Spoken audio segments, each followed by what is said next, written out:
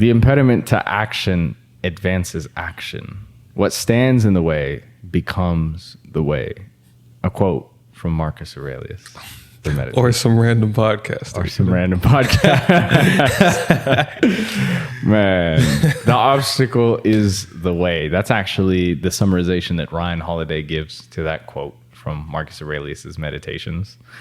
But this is a quote that can resonate with a lot of people and really help guide anybody and everybody in a positive direction. Austin, what is your 2020 vision on this? My 2020 vision may be something more like 30-20, but we'll see. So the obstacle is the way. When we encounter a lot of hardship in life, when we encounter a lot of tough things, we normally stray away from it. We normally say, you know what, I'm going to go the other way. There's a roadblock, like shit. You know what, I'm just going to wait until it's gone, or I'm just going to try to go around it. Now, you know, sometimes that makes a lot of sense and you should try to bypass this obstacle. However, I do think that most of the situations that we encounter in life are things that we should not stray away from. We should actually attack. Because you could think of it from a mental health aspect, because I know a lot of our viewership and people on the planet are going through some type of mental health, challenges. And one of the things that most of us like to do when we encounter those is not address them, not talk about them, not even think that, it's something that's a concern. However, once you begin to realize, okay, you know what? I have to take accountability for my previous actions or whatever is happening to me right now, and I have to do something about it. That's the first step to rehabilitation. That's the first step to becoming a better person. That's the first step to getting a better mental headspace, is being able to address it and work towards doing something about it. And whenever you have a business or you're at your job, you have to think of things like that as well. Because in my opinion, that's how you progress. That's how you climb the corporate ladder. That's how you make business decisions faster and better than most people. It's not saying, you know what, I'm going to try to circumvent this. It's okay. How the fuck do I get this fucking done? Everything that we've encountered in business so far, it wasn't you know what, we're going to try to avoid that and we're going to try to come up with some illegal way of doing things because that would be easier. No, we said, okay, fuck it. This might take longer. This might be a fucking headache, but it's something that we have to do. So how the fuck can we do it? And I was telling someone earlier about this. That exact mindset is why we succeed. And that's why other successful people have the, triumphs that they do, is because they don't go around the problem. They address the problem face to face, head on.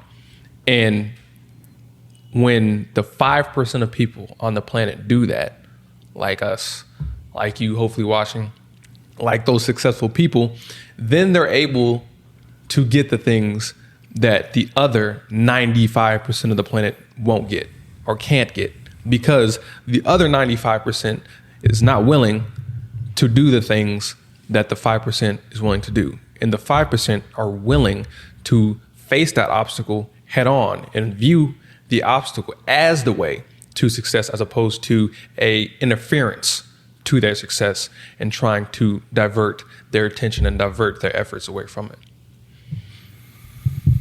Now, what's interesting about when you run into an impediment to action is that you look at it as a negative. I've talked to many people in my short lifetime. Specifically, I've talked to a lot of women that struggle with this. And I found in my experience that these ladies run into problems and have a tendency to fixate on these problems. And rather than looking for solutions, they're very, very caught up in the problem, which, giving them the benefit of the doubt, these are not non-trivial problems. They're pretty big, they're painful, and they're also blaring. They're in your face, they consume your time, they consume your bandwidth, and it's hard to just ignore them. And oftentimes these immovable projects or immovable objects that stand and obstruct your path are actually an indicator that you're on the right path.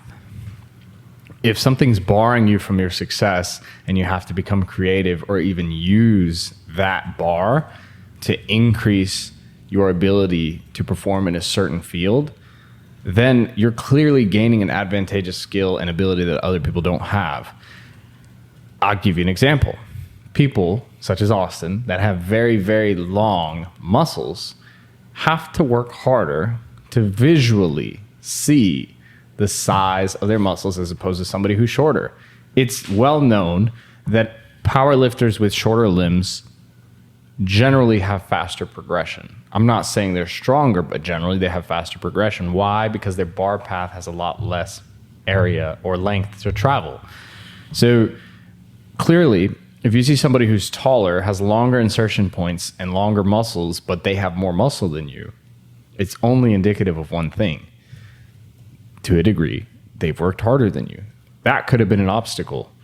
Being short could have been an obstacle for Isaiah Thomas and Nate Robinson in the NBA. Being overly tall could be an obstacle for people who own Lamborghinis and other sports cars, yet they do it. There's all kinds of obstacles. People who have detached retinas but still box. People who can barely see but still do what they need to do. People who have learning impediments like David Goggins but still to this day, even write books. But it was the fact that the obstacle was in the way that they were able to progress and live their life as they did. The obstacle is what shaped them and formed them. You ran into something difficult. You got kicked off the varsity team. A girl broke your heart. You got a divorce letter from your wife at the time. You lost a child. You lost a family member. Whatever it might be, you lost a job. It's an obstacle, but it could become the way. Oftentimes, I think the best thing that I've taken from finding an obstacle is it shows you exactly what not to do. And that's be a part of the pity party and sit there and whine and complain that the circumstances are difficult, that the obstacle is big, that it's in your way, that you can't find a way imaginable on how to progress past this immovable object that's sitting right in front of you and laughing at you and mocking you. But the reality of it is everybody faces that. Everybody encounters obstacles, but you have to be the one that can pass that obstacle. And if you can't pass it, you find a way to use it. Right. And we've talked about this before.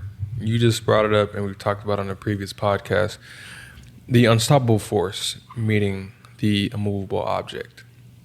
Now, if the unstoppable force only encountered things that it could easily blow through, the unstoppable force wouldn't reach its full potential, and vice versa with the immovable object. You'll never be able to know how far you're supposed to go or how far you can go on this earth if you're only taking on things that come easy to you. If you're only willing to take on and accept the challenge of things that you can be able to mitigate or find a way around something as opposed to going through it. And whenever you go through something, normally you might come out bruised and battered, but you come out maybe more knowledgeable on a specific area, and you come out stronger. In this specific show that we were watching, one of the training courses that they had to go through was sitting underneath a waterfall, rushing water, cold ass water, just going through and fucking hitting them, right? Now, to most people that would be asinine, you wouldn't fucking do it. I understand. But what if you did it and you worked and you worked and you worked and you're finally able to stand there without the fucking water beating you to a pulp and you falling down? Going through that process, it teaches you a lot of things. It teaches you discipline. It teaches you perseverance. And you also know how strong you are now. And you also know how weak you were before compared to what you thought that you were. And learning these things about yourself is very beneficial.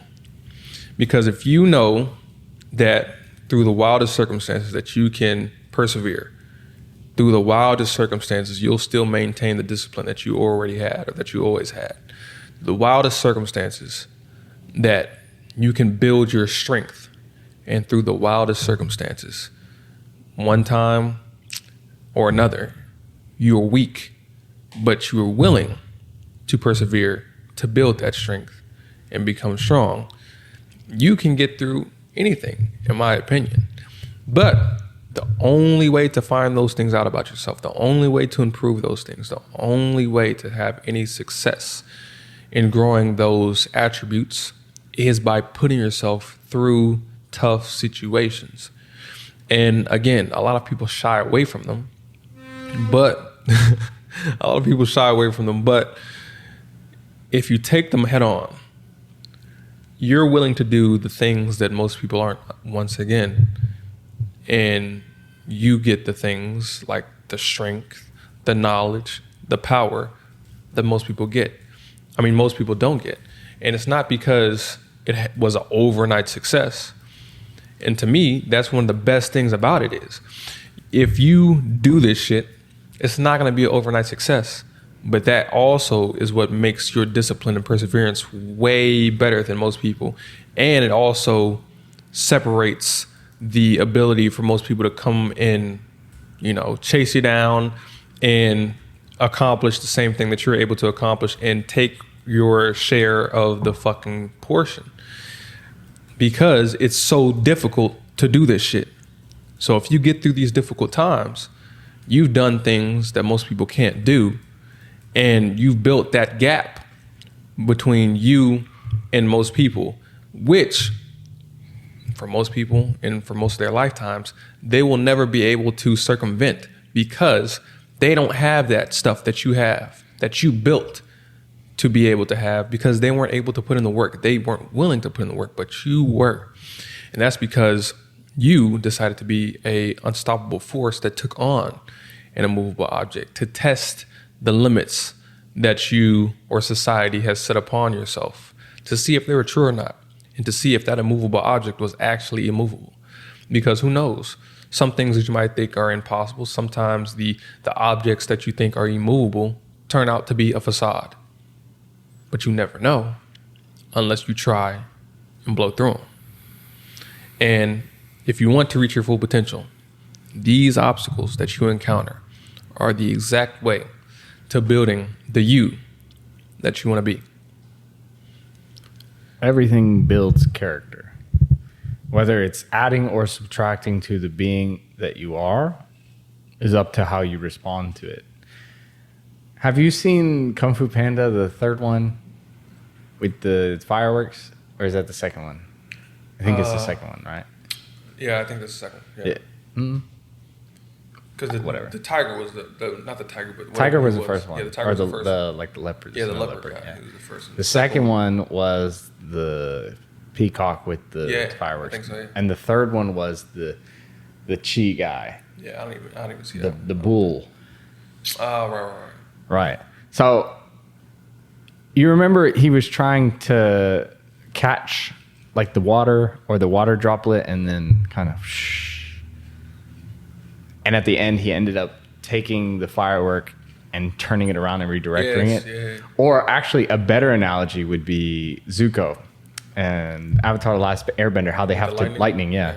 So to redirect lightning, you have to take in the lightning, control it, and then expel it without losing essentially your emotions. Like you had to harness the power of the lightning and then redirect it, or else it would hurt you. It would damage you. And I think a lot of life is just taking on those high energy inputs and redirecting that energy. It could be a positive, it could be a negative, but you have something coming at you full speed and full force that if you can't catch it, it will hurt you severely and potentially end your existence. But you have to turn around and redirect it into something productive or send it right back to the individual who shot it your way. And rather than trying to catch something, feel the brunt of the pain, or being caught off guard, if you're well prepared and you have your ducks in a row, you should be able to redirect anything into a positive. We're very emotional creatures. If you say you're not, you probably are. You're just not aware of it. And it's very easy for us to get riled up. It's very easy for us to get upset. It's very easy for us to be frustrated with circumstances or other people.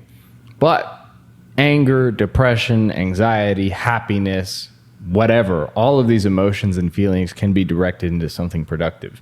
You don't have to make it productive, but as long as you stay away from making these emotions into something negative and stewing within you and producing more negatives, then you'll be fine. But the goal for us is not to be fine. The goal is for us to succeed. So find a way that you can address problems as they occur, and you can adapt to all of the situations that you encounter.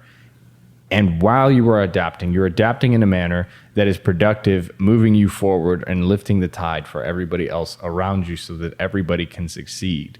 And the most important thing that you're going to realize is you'll observe that there are patterns throughout all of this. And once you do it once, you can repeat it again and again and again and again. Circumstances might differ, but the process that you can use to overcome said difficulties is very, very similar. So you build that roadmap, and then you repeat it. You use it. You plan your routes, and you make it worthwhile. Right. And then if you want to get rich, you join the Patreon. Okay? Hear me out, guys. Yeah. You join the Patreon. You talk to us, and we teach you how to monetize it. There you go. Simple. Fucking simple. And it's not even that expensive. Like, everybody has fucking $5. $5. Yeah, if you and if you don't have $5, then talk to us. Yeah, you can work for us. You can work for us. $5. We can get you $5. Yeah, yeah. You got way bigger problems than if you don't have $5. So might as well be our personal assistant, and we can give you way more than $5. Which we wouldn't mind right now. A U.S.-based personal assistant. You don't have to be U.S.-based. Well, yeah, it doesn't even have to be as long as you're U.S.-based. proficient in English. If you're efficient and proficient in anything, keeping tabs, taking notes, all this shit. See this guy. Let us know. Let us know. But hey, The AM Club Podcast. signing out. Mic check. The AM Club Podcast.